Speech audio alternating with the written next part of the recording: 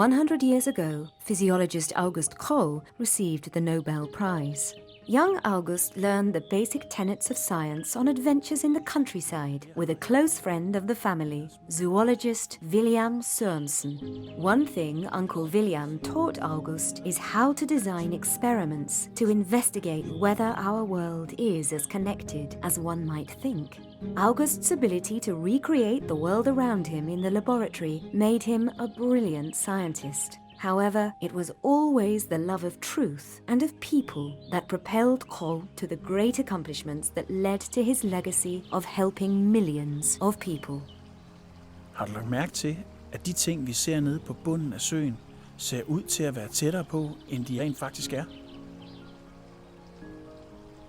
Har det noget med lyset at gøre? Måske. Lad os undersøge det. Hvis jeg nu stikker min stok ned her, hvad sker der så?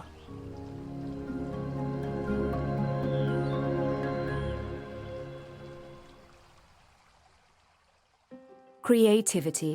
Many people associate this word with music, drama, and the visual arts. For August Kohl, creative processes were deeply integral to science. He was preeminent in envisioning biological processes and devising complex experimental setups. This ability took him on a scientific voyage of discovery and led to him inventing methods that solved basic problems in people's everyday lives. While still a child, August develops abilities to construct experiments. His favorite reading is a book on inventions by Andrei Lutkin and a book on the forces of nature by Adam Poulsen. August repeats the experiments, and if he cannot obtain the right instruments, he makes them himself from what he can find. Det har været det, hvor han har lært, eller blev så god med hænderne, og har jo sikkert også været baggrunden for, at han bliver så dygtig til at designe alle de her forsøgsbestillinger senere hen. August also develops the ability to perform what he calls visual thinking. Han kan ligge i sengen, og så kan han vågne op, eller ligge før han falder i søvn, og sådan tænke over, hvordan skal et måleudstyr sættes sammen, hvordan skal det se ud. Og der beskriver han altså, at han simpelthen ligger og laver præcise beskrivelser i hovedet på, at så skal den her slange forbindes der, og så skal jeg kunne sende luft eller vand den ene eller den anden vej. Instead of getting up and making a drawing, he lets the ideas flow freely until he fully completes the setup mentally. And young August is already using his ability to think outside the many boxes in science. August Kohl blev inviteret med til Grønland i 1902 af den danske botaniker Porsild. Og det er jo et tidspunkt, hvor Krogh allerede er startet med at lave målinger af ilt og CO2 i vævene og i luften. The fact that he is only used to measuring the human body is no obstacle for August. He envisions the sea as the blood in our body, and the atmosphere as the oxygen and carbon dioxide. Altså Krogh bruger jo det samme udstyr, som han netop har brugt i den fysiologiske forskning. Og han viser jo på akkurat samme måde, som CO2 bindes i blodet, at havet fungerer som det, vi kalder en buffer, altså en stor væske, som jo kan gemme den CO2, som dannes. A few years earlier, in 1896, well-known Swedish physicist Svante Arrhenius suggested that the Earth's surface temperature depends on the concentration of carbon dioxide in the atmosphere, what is called the greenhouse effect today. Der laver Krogh altså målinger på CO2, og baseret på de koncentrationer af CO2, han finder på Grønland, så kommer han faktisk til en konklusion om, at menneskets afbrænding af fossil brændstof er med til at øge CO2-koncentrationen i luften, og han forudsiger sådan set på mange måder, måske ikke den klimakrise, vi står i dag, men altså at CO2 vil lede til en global opvarmning.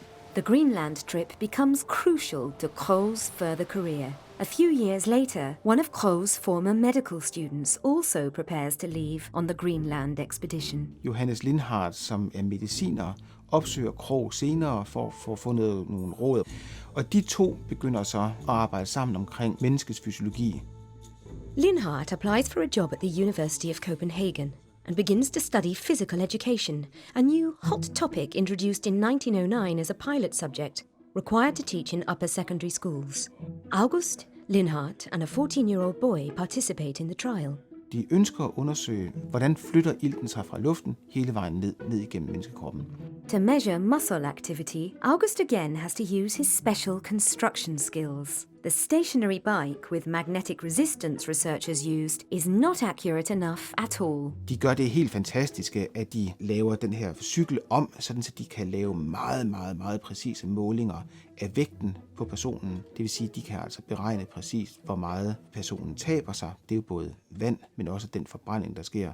August builds a special tilting spirometer to measure oxygen consumption. This is a water-filled tank with a tiltable and hollow lid that can be filled with oxygen. When a research subject works, the carbon dioxide is collected from the exhaled air and the oxygen is sent back under the lid. The closer the lid gets to being horizontal, the more oxygen the subject has used. Så han laver altså til lejligheden et nyt stykke udstyr, som på en meget simpel, men ekstremt elegant måde laver meget præcise målinger af, hvor meget ilt forsøgspersonen forbruger.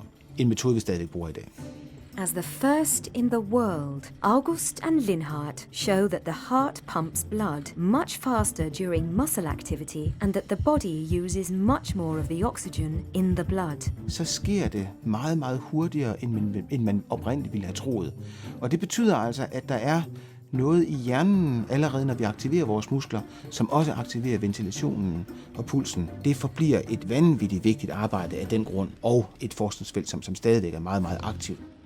The second thing August and Linhart start investigating is the substances in our food that are metabolized during muscle activity. Altså, vi spiser jo sukker, fedt og protein, og det var slet ikke forstået eller studeret på det her tidspunkt, om vi brænder sukker, fedt eller protein under muskelarbejde. For at måle de gasser, som kommer ind og ud af lungerne, så skal de jo kunne opsamle den luft. Han ville ikke have, at det var ubehageligt for forsøgspersonen at have et mundstykke. Så han designede simpelthen sådan en hjelm, og så kunne man sidde og trække vejret ind og ud, og samtidig så kunne han styre temperaturen i den her hjelm. The cycle and research subjects are also suspended on a scale to measure weight loss accurately. Although the movements cause the scale to oscillate, the person's weight can still be measured to within 3 to 4 grams. The results are pioneering. Muscles work better and more efficiently when carbohydrate is present, but hard work for a longer time increases fat burning accordingly. Så det er jo den måde, man vinder Tour de France på i dag, eller hvilken som helst anden sportsgren.